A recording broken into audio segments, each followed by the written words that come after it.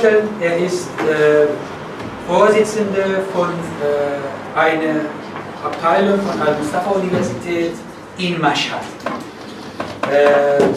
Arbeit von Herrn Morvarid findet unter Leitung von Herrn Mahdaimert.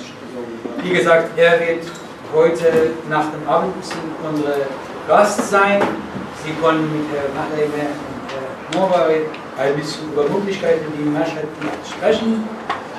Wir haben auch eine Verbindung mit Schrein von Imam Ghazali und dort gibt es auch einige akademische Möglichkeiten, unter anderem dort gibt es eine sehr, sehr gut ausgestattete Bibliothek. Aber darüber können Sie auch mit den beiden Herren sich nach dem Abendessen unterhalten. Ansonsten, ich ziehe mich zurück und ohne die Ordnung. Bismillahirrahmanirrahim. First, I would like to thank Professor Isfahani and Al-Mustafa Institute for organizing this conference and inviting me.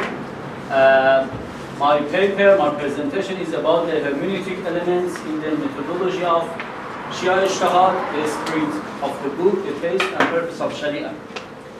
Traditionally, Shia scholars would try in their academic life to achieve a deep understanding of religious texts through studying philology, history, jurisprudence, and so on. But most importantly, by trying to obtain an understanding of the text and the religion as a coherent system by reading and rereading the key text and understanding that should have been rational, what they sometimes call the soul of jurisprudence. A marja or religious scholar or alim was then able to decide which text should or should not be understood literally in the shadow of the other text or other part of the same text. A procedure that resembles mostly with what we call today hermeneutics. This hermeneutical procedure of reaching a rational understanding of religious texts, however, have not been systematized. And this paper is an introduction aiming at such endeavor. In this paper, three concepts, including soul, the taste of religion, and the purpose of religion will be discussed.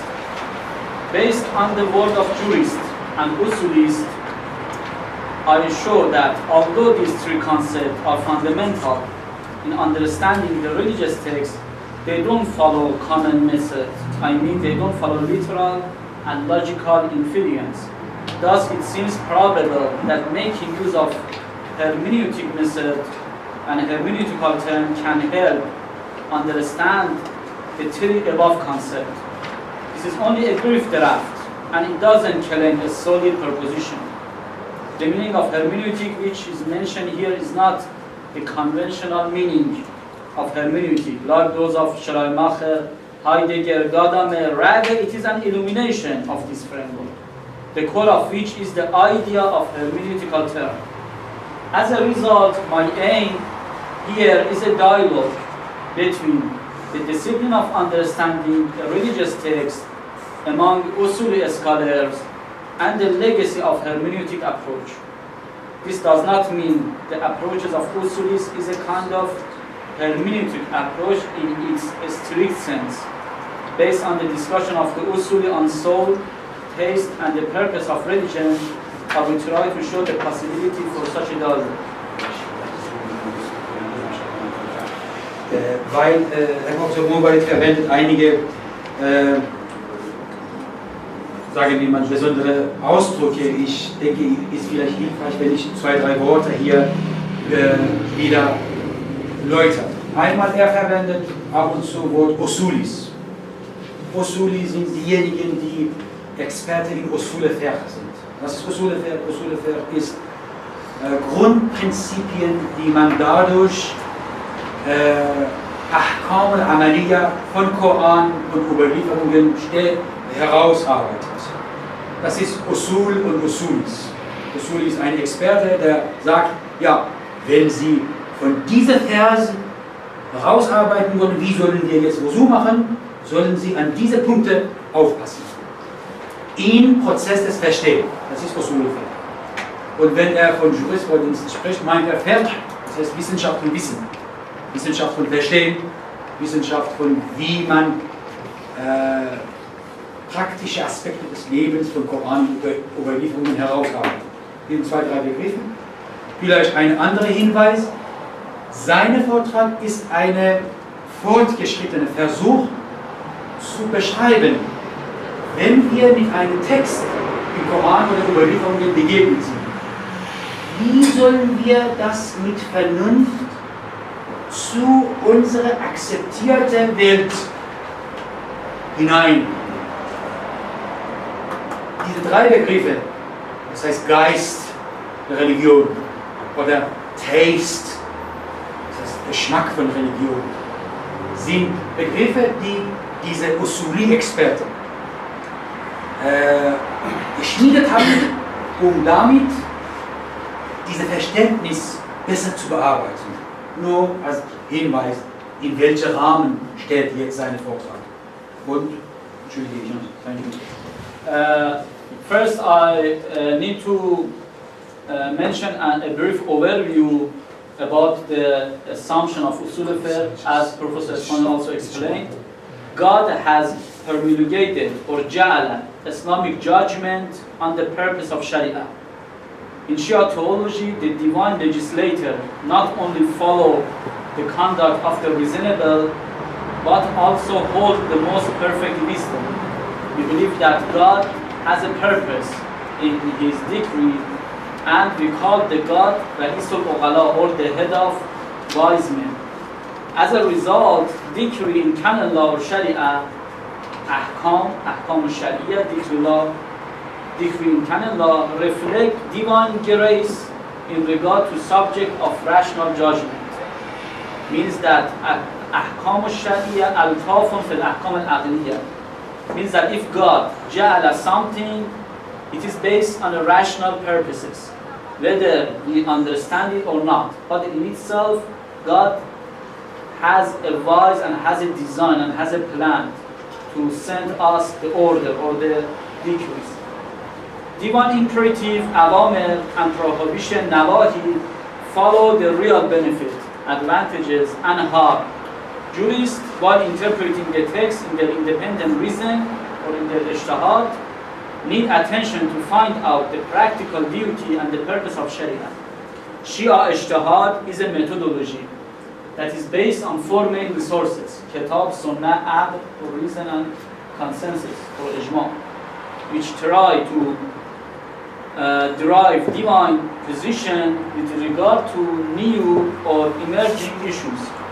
Sagale narration, the narration that we call it Sagale narration, introduced kitab or the book, and the etra means conduct and saying of the infallible household or Ahl Bayt of the Prophet as the criteria and sign of truth. The book is textual, and the methodology of ijtihad is what the infallible household taught their companion, the student, to follow in order to understand the text. This methodology of ijtihad is based on the discipline of jurisprudence or usul al-fiqh. So there is a correlation between jurist or jurisprudence and the methodology of jurisprudence that we call it usul al-fiqh, or the discipline of jurisprudence. The discipline of jurisprudence or the methodology of jurisprudence is the logic of legal understanding. You can call it the logic of legal understanding. Since Islamic sources are of a textual characteristic, we inherited a lot of text and preposition. The most important part of this methodology, the most important part of usul al-fiqh, known as mabahis al-alfaz, or discussion of utterances, discussion of how we understand and how we can make sense of the proposition. And this part is concerned with some kind of philosophical and analytical hermeneutic. The methodology of ijtihad is a methodology of understanding not only the jurisprudential section, but also include all parts of the Quran and the narration. So if you want to understand, if you want to have a coherent understanding of the book of the Quran and religious texts, you need to pay attention to philosophical and hermeneutical analysis to understand what they want, what God wants to transfer us. This methodology itself, the methodology of understanding the text, is a non-divine technique, which has progressed over time.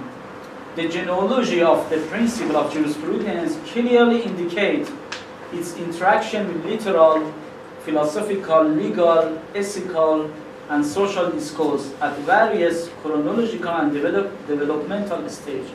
So the methodology of jurisprudence is a humanistic procedure or technique that gradually, through the different generations, the usulists developed it. And nowadays, when you look at it, you can find that it has interaction with different discourses, with literal, legal, philosophical, and theological discourses. At the final stage of the development of this methodology, one can see linguistic analysis and a rational contemplation and argumentation. Therefore, it can be called the methodology of jurisprudence, or usul fiqh, you can call it a Muslim rational philosophy. That you can compare it with what is famous as Islamic rational philosophy. So we traditionally have Islamic philosophy or Islamic rational philosophy, but in addition to that, we have a heritage, we have a legacy that we call it Muslim rational philosophy. So if you want to find a rationalism in Shia tradition, the Islamic philosophy is not the only place that you can find it. You need to pay attention to the methodology of jurisprudence, and you can find a lot of argumentation and philosophical discussion in usul fiqh. So it is good to call the usul fiqh as a Muslim rational philosophy.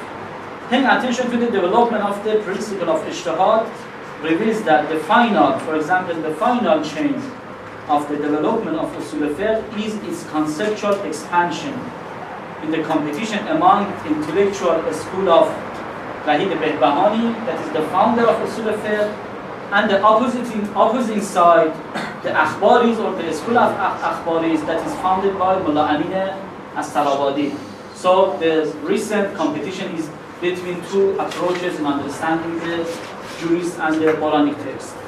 Shia thought is a dynamic phenomenon, the cause of which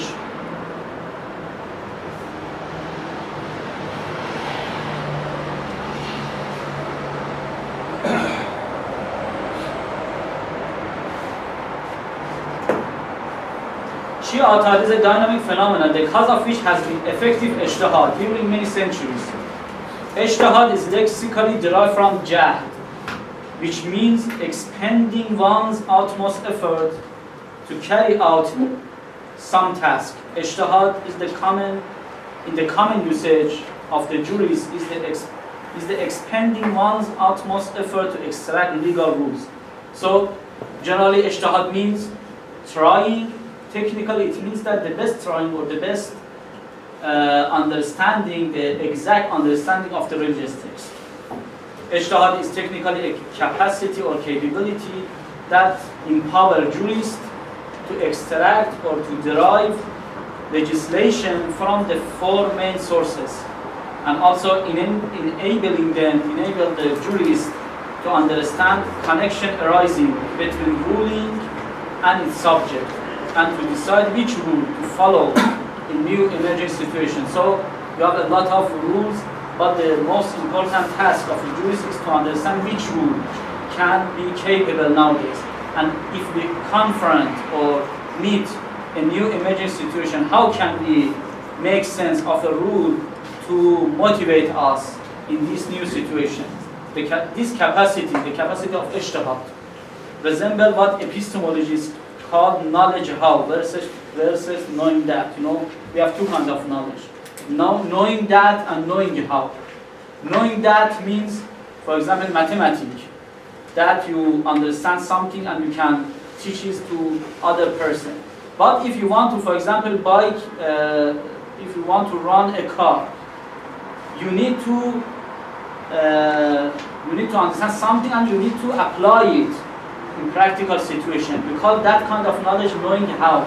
Ijtihad is a kind of knowing how. It means that the jurist needs to observe and needs to reach to a kind of capacity or capability to use this rule in new emerging situation.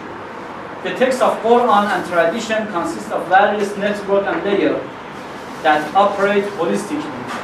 This capacity, the capacity of Ijtihad, makes the criteria text infinite in response to emerging issues in various social, cultural diversity. Though at first glance the text might appear to be finite. The spirit of the Quran addresses the common innate nature of humanity, what we call it fitrat. Quranic anthropology emphasizes upon a religion that is based on fitrat, or on innate nature, that does not change in various time and culture. As a methodology, Ijtihad tried to make a consistency between emerging requirement and the innate nature at which the universal imperative of Sharia target. So we can find a part that is stable throughout the time and a part that is changeable. What Ijtihad do for us is to show which part is stable and which part is changeable. So you need to reconcile between the stable part, that we call it fitrat, and the changeable that Ijtihad shows us. You need to reinterpret that text or that rules to be applicable into this emerging new situation. As modernity emerged in Muslim Shia country, three approach there appear contradiction and inconsistency between modern time and religious thought. As a result of this contradiction, the efficiency of this model of Ijtihad started to be put under question.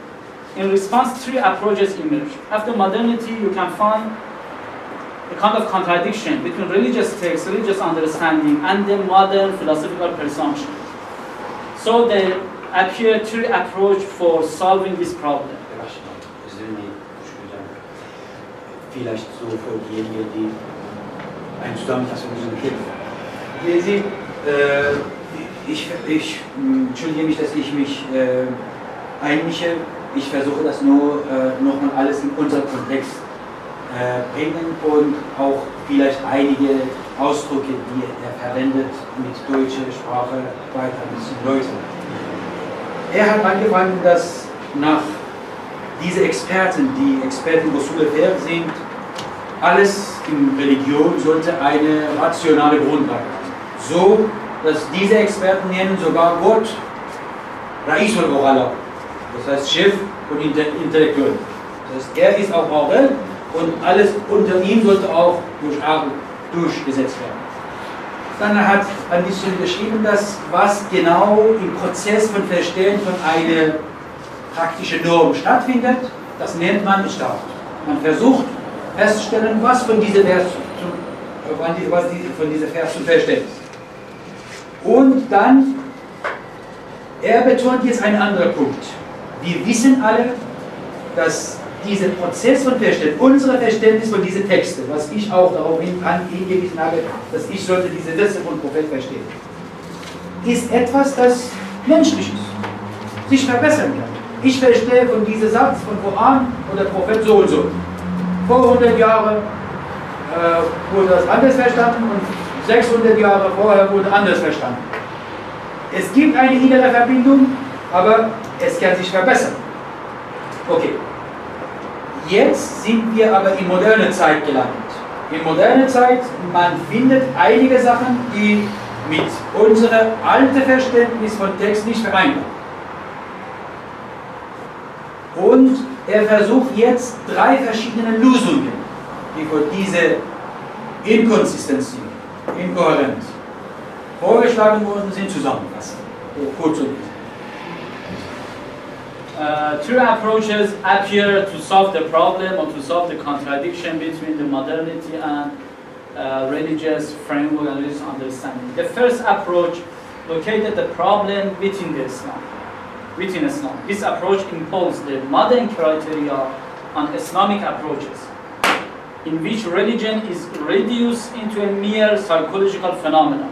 According to this modernistic understanding, they pay attention or they reduce the religion into a mere psychological phenomenon, as we can find in Pharaoh, or they reduce the religion into political will, as you can find in Marx, or a kind of corruption that annihilates the soul of life, as we can find in some interpretation of Nietzsche.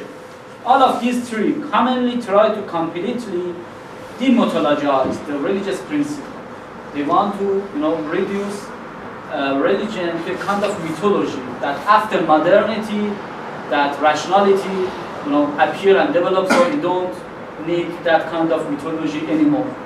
The second approach that includes fundamentalists, they believe that modernity is a satanic product of human subjectivity. Their solution was to return to the beginning of the Islam and to emphasize purifying or puritanical literalism. They emphasize on literalism, they completely deny the modernity, and they ask us to come back to the 1,000 years ago and to the beginning of the Islam. The third approach that we are going to emphasize on it, and you can find in Shia Ijtihad, stand between the two extremes. On the one hand, they Mujtahid or Ijtihad or this approach take into consideration the religious criteria. And on the other hand, these criteria are not dogmatically absolute, but they are dynamic and effective elements that based on the plurality of language games. While they don't delimit the third approach, while they don't delimit the contradiction between the religious thought and modernity, their solution is not to deny God or religious revelation. Rather, they believe religious knowledge need to be reformed. As Iqbal Lahori calls it, the reconstruction of religious thought in his famous book. And he believes that the Shia Ijtihad is a kind of reconstruction of religious thought in the contemporary era. This approach believes that the method of Ijtihad among predecessors does not respond to the requirement of modern love anymore. Therefore, reforms in the method of religious thought require consideration. But the third approach, or the reformist, itself has two groups. Weil diese drei Einteilungen sehr, sehr wichtig sind, ich versuche nochmal kurz zusammenzufassen. Sehen Sie, es gibt drei verschiedene Umgang mit Modernität und von anderer Seite von Modernität und Religion. Einige moderne Lesarten sagt, dass Religion ist eigentlich etwas, das teilweise zur Vergangenheit gehört, hat gute Sachen, aber diese guten Sachen können wir in diese Kodex zusammenfassen. Zum Beispiel hat gute Sachen über Wirtschaft gesagt, moderne Wirtschaft macht es besser. Oder hat diese gute Sachen über Psychologie gesagt, wir sammeln das in diese Kodex, aber moderne Psychologie macht das besser. Zweiter Zugang ist umgekehrt, seitens diejenigen, die der Meinung sind, dass eigentlich Modernität will uns vernichten, bringt Sachen, legt auf den Tisch, das eigentlich wir nicht brauchen, die kommen von Satan, also das brauchen wir nicht. Wir sollen zurückkehren zum Propheten. Man lehnt alles, was Modernität bringt, ab. Das ist jetzt von Seite des Muslimen. Dann beschreibt es gibt einen Mittelweg. Dieser Mittelweg sagt, nein, alles, was Modernität erreicht hat, ist nicht schlecht. Auch alles, was erreicht hat, ist nicht gut. Ijtihad ist dieser Mittelweg. Wir sollen davon ausgehen, dass was wir von Religion verstanden haben, war nicht 100% richtig. Errungenschaften, die man jetzt Modernität nennt, ist nicht auch unbedingt alles schlecht. Deshalb beide Seiten sollen sich anpassen. Wir sollen verstehen, dass einige Sachen bei uns war falsch verstanden. Modernität auch behauptet, dass alles, was sie macht, ist gut, aber es ist nicht so. Und wir sollen einen Mittelweg finden. The third approach. Ich habe kurz eine Frage, haben Sie zum Beispiel Sie haben ja gerade gesagt, aber was für Beispiele gibt es denn zum Beispiel? Also zum Beispiel von der Moderne sozusagen? Oder? Ich stelle Ihnen die Gedanke von dem مثال از این مدرسه کن بزنید که مثلا چیزایی که مدرنیته دست گذاشته خوب هم میشه باشه. خب حالا میرسیم به مثالش. من چون میخوام این بحث رو بس کنم رو بحث روح قرآن، مثالی از آقای سیستمی و آقای صدر میزنم که چگونه سعی میکنن مثلا کرامت انسان رو به عنوان روح قرآن مطرح کنن. Okay, ich meine, das gleich komme ich dazu. Ich habe Beispiele von Andreas Sistani und Theodor Saad, das über Würde des Menschen sprechen und versuchen, diese Würde des Menschen, das ein auch moderner Begriff ist, als zentral Geist der Koran nochmal darzustellen. Aber er kommt. Okay. This is the third point, that is a reformist approach. Themselves are of two groups. The first group define and follow reformation outside the framework of Ijtihad. That I'm not going to talk about them now. The second group, or the other group, try to follow reform inside the circle of Ijtihad, whom we can call them reformist mujtahid. This group revised the method of Ijtihad to make it efficient in modern world. To do this, they apply three advices. The third group, when they want to reform the method, the methodology of Ijtihad, they use three advices that I'm mentioning now, but I don't have to explain it in details. The first device is a genealogy and historical approach toward the principle of jurisprudence. They use a historical approach or genealogical approach toward the principle of jurisprudence. The second advice that they use is a critical thinking and criticizing the implication of tradition. They try to pay attention to the tradition, but they use to have a critical understanding of that tradition. And the third element that we can find in the methodology of Ijtihad is a hermeneutical or hermeneutics of Quran and tradition. In the, Er meint, dass diese Gruppe, die versuchen, Gemeinsamkeiten zwischen Ijtihad, zwischen dem islamischen Verständnis und Modernität haben, er teilt diese Gruppe zu zwei Unterteilen und dann er spricht über eine von diesen Teilen. Er nennt diese Gruppe Reformisten, die versuchen, innerhalb Rahmen von Ijtihad ihre neuen Verständnisse wieder darzustellen. Er sagt, die haben drei wichtige Richtlinien. Einmal Genealogie und historische Annäherung. Das heißt, man sagt, ja, wir haben einen Begriff, dieser Begriff hat eine Geschichte. Wie ist im Laufe der Zeit dieser Begriff zustande gekommen? Wenn Sie jetzt ein besseres Verständnis von diesem Begriff bekommen wollen, sollen Sie Geschichte von Entstehung dieser Begriff bearbeitet. Das ist eine Richtung. Zweite ist kritisch denken. Kritisch denken, das heißt, ich akzeptiere nicht und sehe ich, was passiert. Die sagen das so bedeutet, ich akzeptiere nicht, ich kritisiere und sehe, was passiert. Und dann, dritte ist Hermeneutik auf Koran, das heißt, insgesamt diese Wissenschaft von Interpretation, zum Beispiel alles, was wir jetzt damit begegnet sind, gehört zu einem historischen Kontext. Wir sollen sehen, in diesem historischen Kontext, wie das verstanden worden ist. Das gehört zu einem anderen Horizont. Wir gehören zu einem anderen Horizont. Wie sollen wir die beiden Horizonte zueinander bringen? Die sind auch Hinweise, die wichtig sind und helfen uns, um ein neues, besseres Verständnis zu erreichen. Okay. This kind of the reformists, by using these three advices, pave the way for more concentration, not only on the purpose of Sharia, but also on the spirit of Sharia.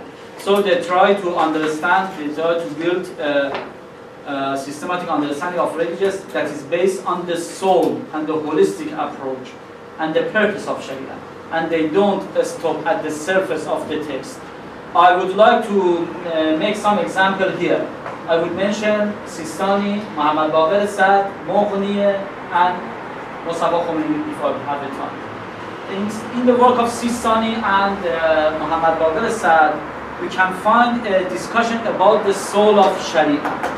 You know, there is a discussion in Usul al-Fiqh about the hujjiyah or probability of the khabar wahid, single source report. When single source report is hujjah, when you can trust on it. A traditional point of view is that if a narrator of the single source is a trustable person, you can trust on the content. But a reformist approach pays attention to the content of the narration. They believe that, Sistani and Saad believe that it is not suffice to pay attention only to the narrator. You need to pay attention to the content and compare it to the soul of the religion or soul of the book, that you can find that soul by the rationalistic procedure. If it is disagree, if that narration, that single source report, that is the translation of Khabar al-Wahid, is not consistent with the soul of religion, you should believe that it has not been issued in the first place. How they use this understanding? They said that a single source account is a hujjah if it is agrees with the spirit of the Quran and the purpose of Sharia. This agreement, the agreement with the purpose or the soul of Quran is not a literal or textual agreement. It is a spiritual agreement. It means that you need to have a holistic point of view of the Quran, and this single source report must agree with that soul of the Quran. So you need a kind of hermeneutical understanding of the Quran, and you need to go beyond the surface text to the soul, and that soul work as a criteria for hujjah or for probability of the single source. They understand this, they Saad and Sistani conclude this methodology and understand this methodology from some narration. We have several tradition and narration that compare the Khabar al-Wahid or single source account with the Quran. For example, we have verses that said whatever agree with the Quran, accept it, and whatever disagree, reject it. Or elsewhere we have a narration that reads whatever from the tradition disagree with the Quran is invalid. Additionally, another one is that for anything to be true, there is a criteria and a standard, and the signification for narration is the Quran. Or another narration, it reads, if two single source accounts contradict one another, the one that is more similar to the Quran should be relied on it. Sistani and Saad consider this agreement and the similarity a kind of spiritual agreement with the spirit of the Quran. When the narration said that if a single source disagrees with the Quran, it means that it disagrees with the soul of the Quran, not with the surface of the Quran. So you need to have a kind of a spiritual understanding of the Quran. It means that you need to go to the purpose and not stop at the surface level. And that purpose or the soul consider or work as a criteria for understanding a single source account. Sistani and Saad consider this spiritual agreement as a reliable criteria for accepting a narration that would be reliable source, which would otherwise be considered as unreliable. Sistani believes that the criteria for reliability is for it to be testified after a critical assessment and content-based evaluation with the spirit of the Quran. Thus, the reliability of narrator himself is not sufficient for a narration to be reliable. But the problem here, this is an ongoing debate and it's not completed yet. The problem that we find is that the mechanism to discover the spirit of the Quran and the purpose of Sharia is not clarified yet in the work of usulis. Moreover, the mechanism of agreement or disagreement remain unclear. Sistani mentioned. I'm sorry, I have a question. You mentioned the holistic view that's mentioned by Sistani and Shahid al-Sadr, that it's necessary to understand the Islamic source. I'm wondering, in these days, is there scholars of the Shia that think it's that just the narrators are important, that they don't think a holistic view is necessary to interpret?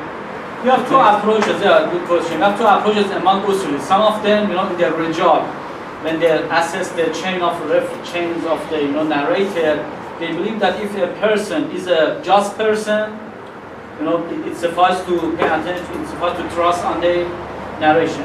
Other approach that Sistani and Saad and other contemporary usulists emphasize on it, they believe that in addition to the evaluation of the narrator himself, we must evaluate the content of the narration also.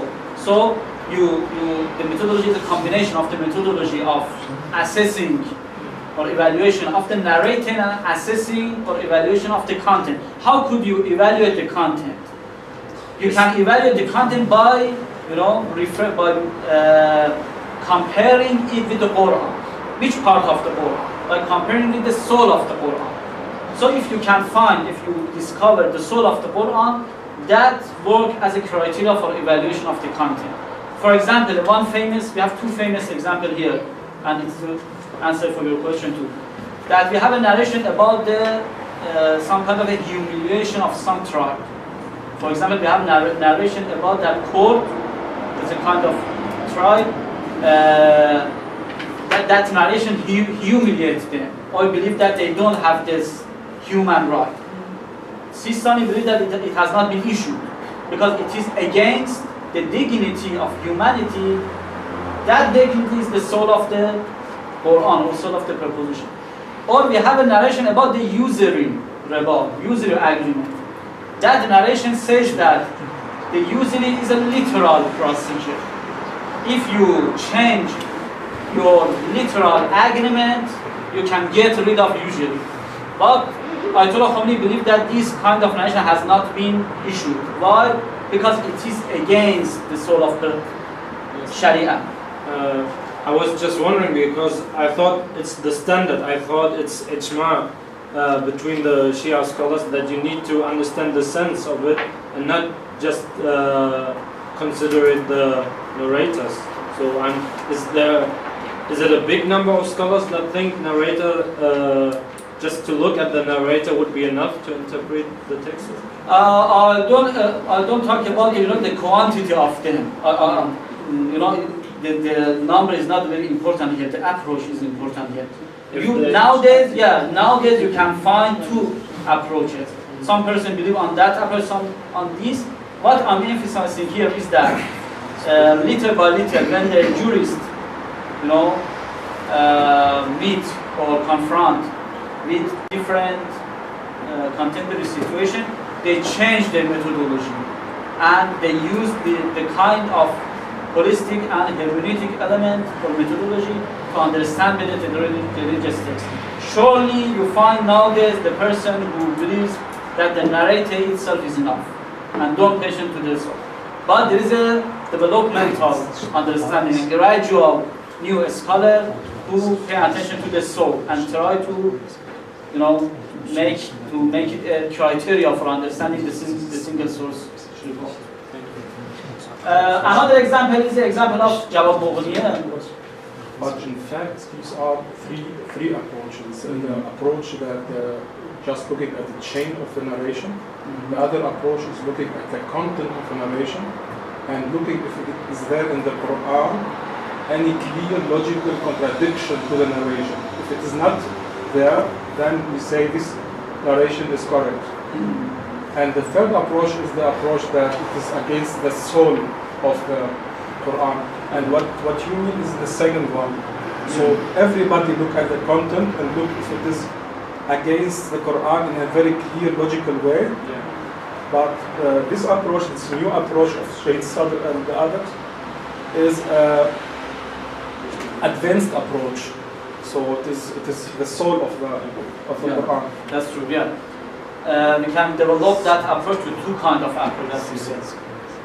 The soul of Quran function as a criteria for hujjah or probability of any single source upon, that it is a positive approach to the soul of Quran.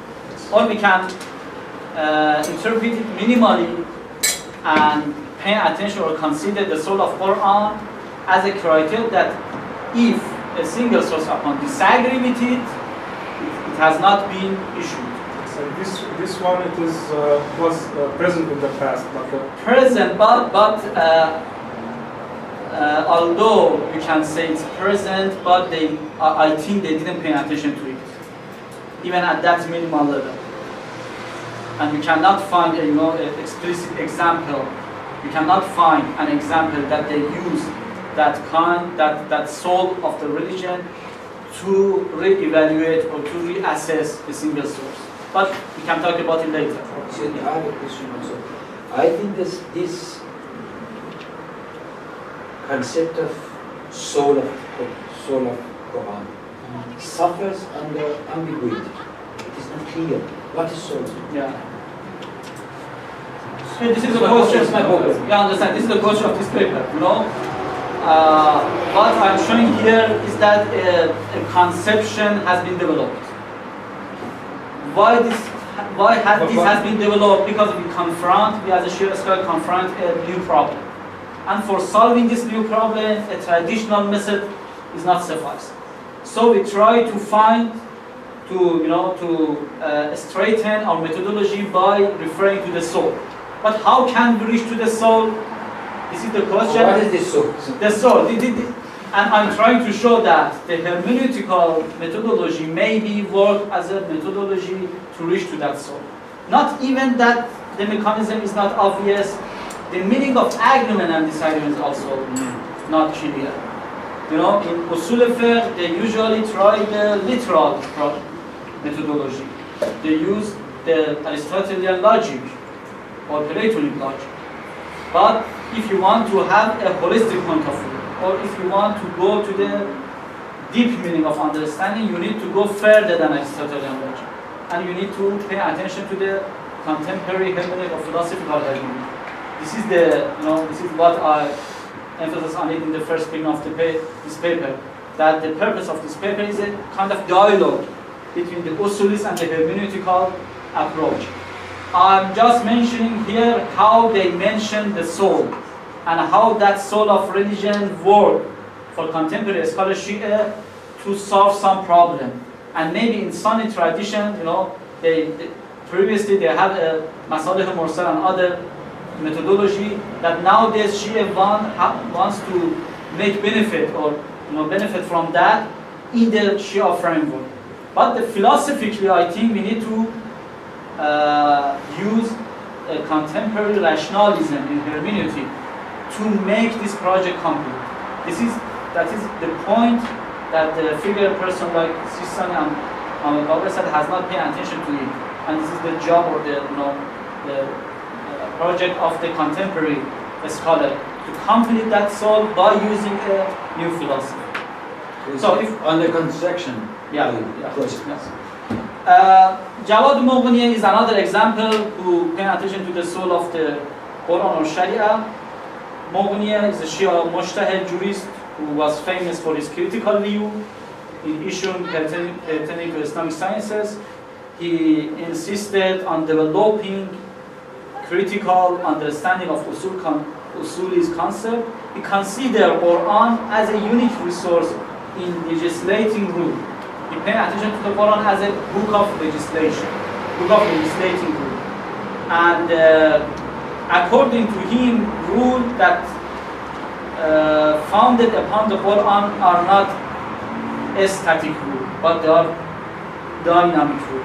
In other words, in the legislation of rule, attention were paid to the purpose of the legislator. He found the soul of the Islamic law to be he mentioned some example of this soul. He mentioned the soul of this law is the making of a civil society which can be influential in both individual and social area. So he considered Quran as a kind of purposeful laws that in every generation, in every community, we need to pay attention to that purpose. And one of the most example of that purpose is making a civil society. So if I want to go more rapidly, I need to pay attention to the spirit of the Quran as a hermeneutical term. In this project, it may be claimed that discovering the spirit of the Quran and the mechanism of similarity and differences of the single source account with the spirit of the Quran is a kind of hermeneutic circle. This is what this paper proposed. Based on a hermeneutical assumption, the text of Quran is a holistic text that includes various network and layers. This text can only become apparent through three levels. So we can find three levels of hermeneutical term to reach to that solid soul of the Quran. The first circle is a circle between its part and the whole. We can call it, if you want to use the usul al-fiqh terminology, we can use the lexical evidence or qarinah. If you want to understand one ayah, you must pay attention to the other ayahs too. And if you want to understand the other ayah, you need to pay attention to whole of the Quran. This is what some famous commentator called it, the interpretation of the Quran with Quran. Ayatollah Ma'arifat, for example, talked about it, and also Allama Tabatabai in his Tafsir al-Mizan. This is a kind of a hermeneutical, a literal hermeneutic. At the history of hermeneutic, the first level that you can find in, for example, in Middle Ages, when they interpret the Bible, they use this kind of the hermeneutical method. A second and deeper hermeneutical circle is the circle between the whole, or the spirit, and the social and cultural background. We can call it contextual evidence. The first circle was a textual or textual evidence. The second one is contextual evidence, because at the second circle you pay attention to the context more than text. If you want to understand the spirit, you need to discover how these texts work or function as at a social and cultural background. And when a social and cultural background change, you need to reconsider or reproduce the soul as a way to function in this new community. And the third circle is the circle between the interpreter himself, and I'm using here the terminology of Heidegger in his hermeneutical philosophy. You know that the circle between the interpreter himself as an existence or Dasein, but the word that Heidegger uses. And Sein, you know, a circle between a Dasein and Sein, a circle between a text and interpreter. If you want to understand the text, you need